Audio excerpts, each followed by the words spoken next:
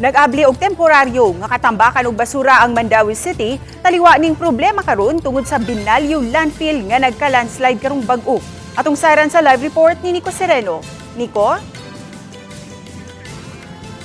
Yes, ang nasirad ana nga umapad dump site kung kahimduman na rehabilitate kini og nahimo ng usa ka parke. Apan karon usa ka bahin niini ang gitambakan na usab og basura. Pasabot hinuon sa syudad, temporaryo lang kini. Sunod-sunod ang abot sa mga garbage trucks sa Mandawi Green Learning Park diha sa may barangay Umapad nga naabtan namo kaganiha. Sukad pagkasabado, gihimo ng transfer station ang usa ka bahin sa park aron kabutangan sa basurang nakolekta sa kabaranggayan sa Mandawi.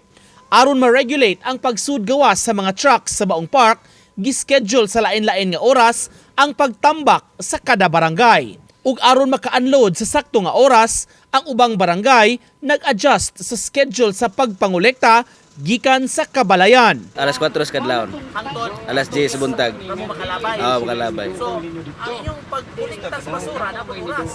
Oo, naasa. Adjust niyo. Adjust lang namang oras na mo.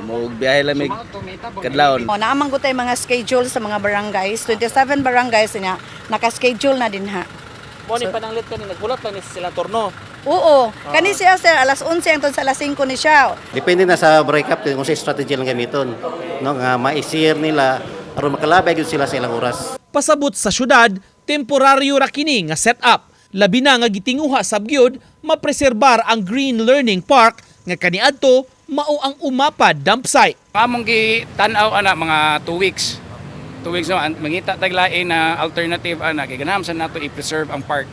No, ato lang gyud kay emergency magyud ni wa magyud tay lain malabayan. Duna na gitan-aw nga laing mga pasilidad ang Mandawi apan makigsabot pa. Ay mga gipang-offer pero lagyo man na ibugo naasa toy gi-offer sa Aluginsan. Pero ingon na gani kalayo atong mga ubang natong mga dump trucks ba ubang mga garbage trucks na to dili ba ingon ana ka A1 ang condition ba. So first mataas atong cost pagid sa maintenance. So mas ginanta mi kanang duol-duol. Kaganihang buntag ses dunay na nakaistorya ang mayor nga lain sab nga provider para sa waste services o kining provider sab sa landfill ses o kinay ilang gitan-aw pa ug makigsabot pa sab sila kung unsa gyud pinakamaayong opsyon para sa Mandawi. Ang panawagan lang ni Mayor Owano sa mga tawo nga musabot sa sitwasyon karon tungod kay extraordinary kining maong kahimtang karon tungod sa nahitabo sa Binalyo nang hinaot siya nga mukooperar ang katawhan. Ses Dagang salamat, Nico Sereno.